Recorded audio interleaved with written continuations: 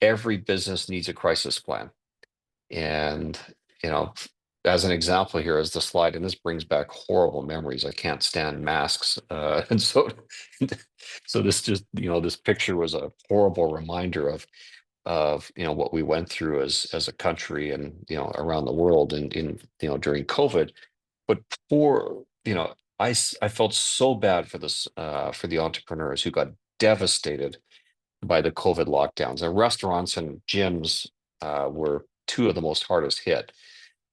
And so they quickly had to, adapt because people weren't going out to eat. Um, Even if the lockdowns weren't in place for restaurants, many people were scared out of their minds, which I think was silly in hindsight, but even at the time, I thought it was silly. And who paid the price? Well, in this case, restaurants, for example, and gyms. And so they had to pivot quickly to, takeout and delivery. And I've got strong opinions about delivery services for restaurants, and they're not good. Skip dishes and Uber Eats and things like that. They take about 25 to 30% of the top line uh, revenues, and in many cases, that basically just strips away any profit that's there. And so, like the slide says here, yes, margins took a hit by pivoting, but ultimately it enabled most, no, not most, some restaurants to survive, with other contingency plans or other plans in place, like reduced staff, maybe different food suppliers, et cetera, et cetera. And so this was you know, within the last 5 years, certainly an example of how organizations and restaurants in particular had to pivot. So let's pivot now to, a real life example.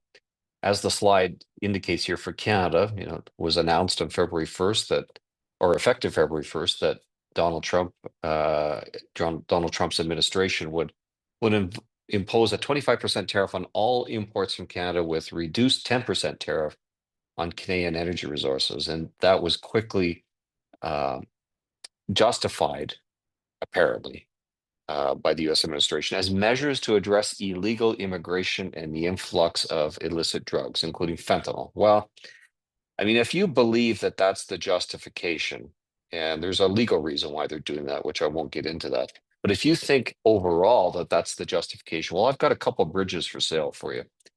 This is all about negotiation, and what kind of trade deal can the United States get in favor of its country. And so, without a doubt, there's negotiations going on behind the scenes right now. To the extent of what those negotiations are, I don't know, but we'll see what happens here. The new tariffs are set to take effect on March the 4th, and if they do take impact, then it will see significant and negative implications for a lot of businesses that rely on the U.S. market. So will we see another deferral? I guess time will tell. But as I've already indicated, the impact on tariffs for entrepreneurs is obvious. If you have any reliance on exporting to the United States, then of course those costs are going to hit your clients, your markets, and more than likely you're going to see your market drop. There could be supply chain disruptions. And should tariffs serve as a catalyst for entrepreneurs to diversify? Sure. But it's disappointing for many that tariffs are the catalyst for wake-up calls, both for our country, frankly, because, as an example, our oil and gas. Well, most of our oil and gas is, um, you know, besides domestic markets in Canada, which are constrained in the East, but most of it goes to the United States. Is it a wake-up call that we, as a country, need to stop, the barriers that have been placed in front of oil and gas markets, and make sure that we have a market outside the United States? Absolutely. But that's been for a long time. This current government, unfortunately, without getting into too much politics, has been very much a barrier in the way of exporting to other markets. And hopefully we'll see some changes in that It's too bad that the Donald Trump tariffs are the catalyst for that, because frankly, it's just common sense. And as entrepreneurs, it's also common sense that you need to expand your markets in order to diversify and take into account some things like tariff threats.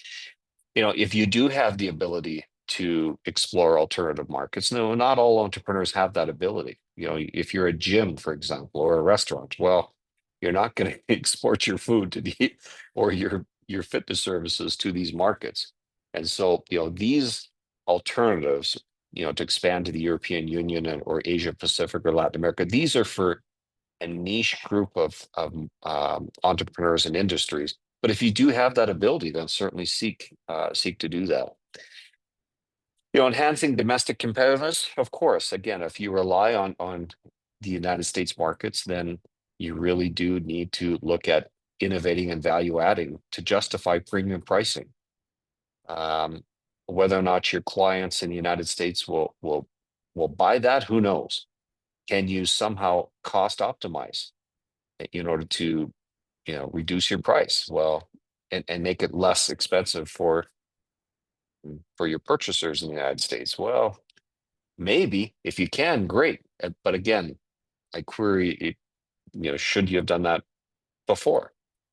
And can you strengthen your local supply chains?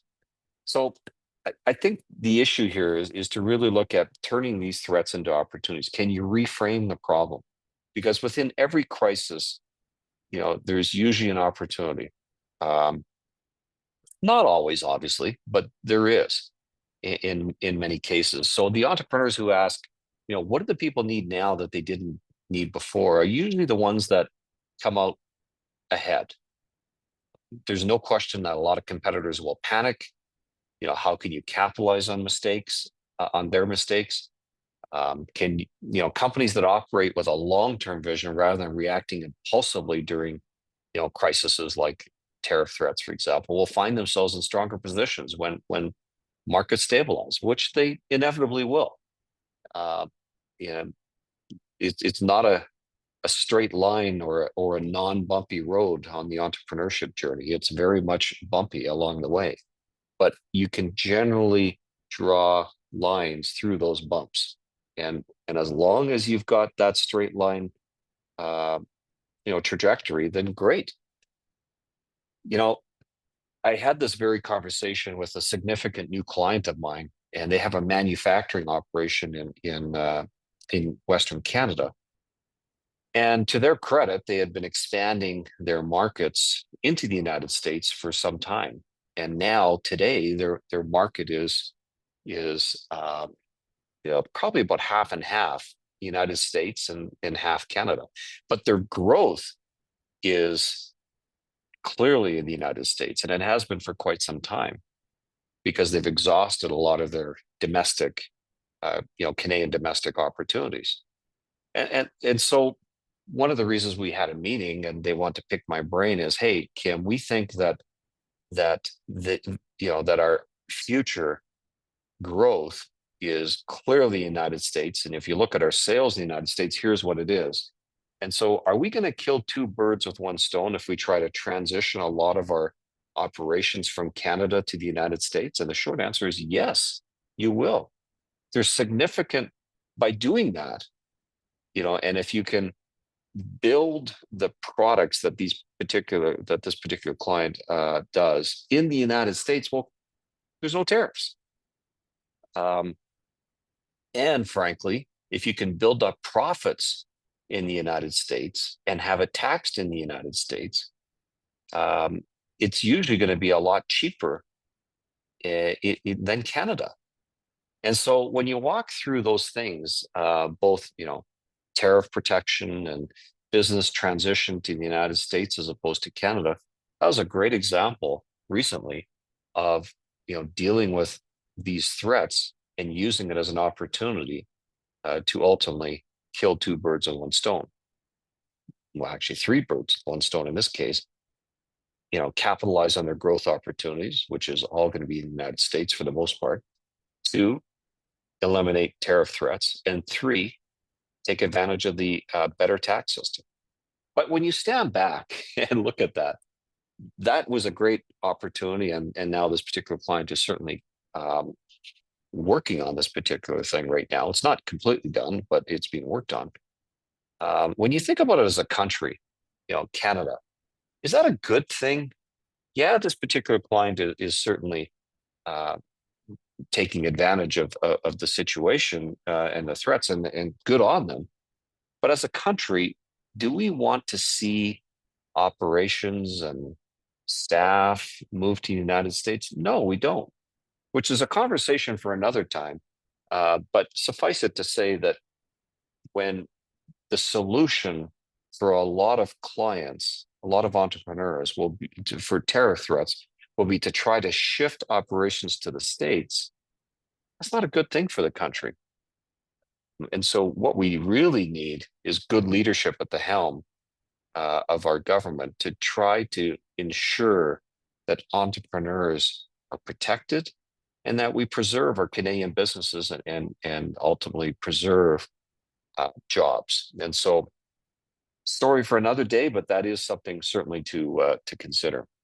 All right, we've talked for the last 30 minutes on making lemonade out of lemons, and what's the key to a lot of this? Well, I think the key for entrepreneurs is to turn those threats into opportunities, which means that you need to build your resiliency muscles. I showed you that I've wrote about this back in September. This is not a new topic. Resiliency is, and entrepreneurship and leadership, that topic's been around for a long time. I think it's quite well known that in order to be a good entrepreneur, you need to be good. You need to have good resiliency muscles. And in my view, resiliency includes the following. It's number one, being prepared for change through forward thinking, having the ability and courage to quickly deal with change or challenges by understanding the situation. Instead of barking at the moon like that fellow did at the meeting last night, what does the barking do? Or what does the lamenting do? Or what is the fear more than anything?